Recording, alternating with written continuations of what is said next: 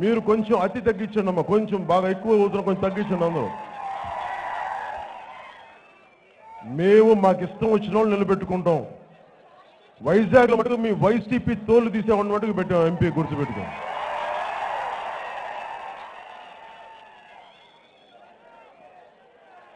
కేసీఆర్ గారు ఒక మాట అన్నారు, పవన్ కళ్యాణ్కి ఎంత ఉంటుందమ్మా పర్సెంటేజ్? 1% ఉంటుందమ్మా ఆయనకి. 1%. 1% ఈ రోజున సర్వేస్లో ఈ రోజున 42% అయింది. ఈ రోజున 42% అవ్వబట్టే 130 మంది, దాదాపు 124-128 మంది అభ్యర్థుల్ని ఈ రోజున ఆంధ్రప్రదేశ్ మొత్తం నిలబెట్టడం జరిగింది. దాదాపు 1-2 పార్లమెంటరీ నియోజకవర్గాలు తప్ప అన్ని నియోజకవర్గాలకి పార్లమెంటరీ అభ్యర్థులు నిలబెట్టాం. చాలా బలమైన అభ్యర్థులు నిలబెట్టాం. తెలంగాణలో బలం లేదంటే అక్కడ మనం దాదాపు 5 మంది పార్లమెంట్ అభ్యర్థులు మన పార్టీ తరఫున నిలబెట్టాం. బీఎస్పీ తరఫున 4 పార్లమెంట్ అభ్యర్థులు నిలబెట్టాం. కరీంనగర్ నుంచి వరంగల్, నాగర్ కర్నూల్, మైనాబాద్ నుంచి. ముందు మనల్ని ఎవడు రాని పవన్ కళ్యాణ్కి బలం లేదంటే తెలంగాణలో నడిపొడ్డొచ్చి చూపించిన పవన్ కళ్యాణ్ బలం కేసీఆర్ గారిని అడగాలంటుంది. నేను ఆదిలాబాద్ నుంచి హైదరాబాద్ దాకా నడుచుకొచ్చి చూపించిన పవన్ కళ్యాణ్ బలం ఏంటో చూపిస్తాను మీకు తెలంగాణలో. ఎందుకు మాట్లాడుతున్నానంటే నేను తెలుగు ప్రజల ఐక్యత కోరుకున్నవాడిని. ప్రజలను విడదీసి పాలించడం ఇష్టం లేదు. ప్రజల్లో గొడవలుంటే ఐక్యత పరిచి నాకు పాలించడం ఇష్టం, అలా పనులు చూడడం ఇష్టం. అంతేగాని ఎంతసేపు విద్వేషాలు పెట్టి ప్రజల్ని తిట్టి రాజకీయం నేను చేయలేను, అలసిపోయాం. కేసీఆర్ గారు కూడా చెప్తున్నాను, మీ శ్రీనివాస్ యాదవ్ గారు ఇక్కడికి వచ్చారు, భీమవరంకి వచ్చి మీటింగులు పెట్టి వైసీపీ గంధి సీనియర్ సపోర్ట్ చేయమని అంటుంటే నేను చెప్తున్నాను, శ్రీనివాస్ యాదవ్ గారు 2014లో ఏ టికెట్ పెట్టుకుని మీరు గెలిచారు? తెలుగుదేశం పార్టీ మీద ఎవడు వస్తే మీరు గెలిచారు సనత్ నగర్ నుంచి. ఆ రోజున నేను సభకు రాకుండా ఉండుంటే ఒక్కసారి మీ పరిస్థితి ఒకసారి ఊహించుకోండి. మొత్తం మా జన సైనికులు మొత్తం స్టేజ్ని వెళ్ళిపోవడానికి సిద్ధమయ్యారు. ఆ రోజున ఫోన్లు మనకి శ్రీనివాస్ యాదవ్ గారు ఎక్కడ, పవన్ కళ్యాణ్ గారు ఎక్కడ ఖుషీలో చెప్తారు కదా, హలో అంటే హలో. అలా శ్రీనివాస్ యాదవ్ గారు పవన్ కళ్యాణ్ గారు ఎక్కడ, పవన్ కళ్యాణ్ గారు ఎక్కడ వస్తున్నారు స్వామి, వెయిట్ చేయండి.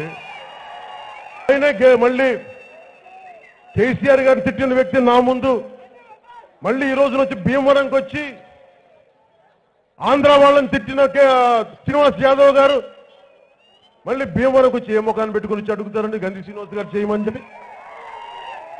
గంధి శ్రీనివాస్ గారి పౌరుషం లేదు, కేసీఆర్ గారికి మీకు పౌరుషం లేదు.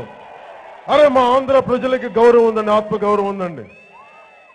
ప్లీజ్ దయచేసి విభజన రాజకీయాలు శ్రీనివాస్ యాదవ్ గారు మీరు మానేయాలి.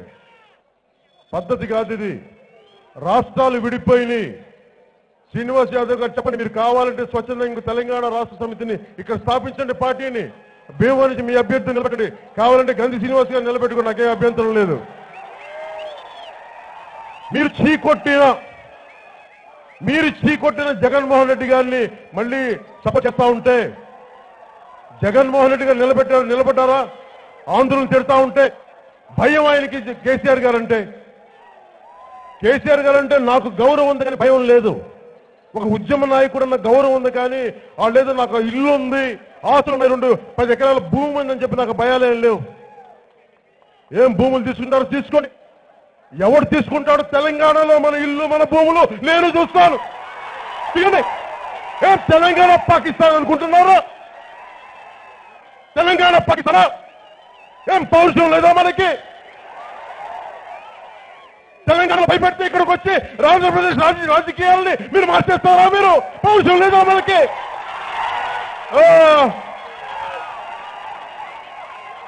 బతికున్నాం ఇంకా, ఇక్కడ చాలా మంది రాష్ట్రంలో చచ్చిపోయాం, ఇంకా బతికున్నాం. విభజించి రాజకీయాలు చేసే మనుషులం కాదు, కానీ మమ్మల్ని విభజిస్తారంటే చేతులు మర్చుకొని కూర్చొని వ్యక్తులను కాదు, గుర్తుపెట్టుకోండి.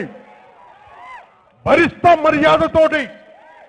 ఇక్కడ వచ్చి అడ్డగోలుగా అడ్డదారుల రాజకీయాలు వచ్చి ఆంధ్రప్రదేశ్ రాజకీయాల్ని అంటే ఆంధ్రలో తెలంగాణలో రాజకీయాలు చేయకూడదు, కానీ తెలంగాణ వాళ్ళు వచ్చి ఆంధ్ర రాజకీయాలు చేస్తా ఏం మాట్లాడతారా మీరు? పోన్లే పోన్లే పోన్లే పోన్లే అంటే వచ్చి ఎక్కి తొక్కుతా ఉన్నారు ఒక్కొక్కళ్ళు.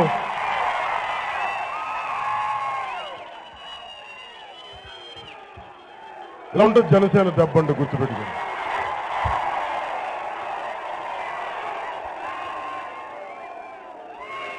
నా ఒకటే బాబు, భయపడి భయపడి భయపడి సమాజాన్ని చంపేశాం మనం భయపడద్దు, ధైర్యంగా ఉందాం.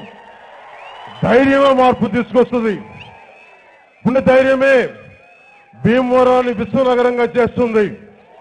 నేను మీకు మాట్లాడుతున్నాను, భీమవరాన్ని హైదరాబాద్కి ధీటుగా విశ్వనగరాన్ని చెయ్యకపోతే నా పేరు పవన్ కళ్యాణే కాదు. విదేశ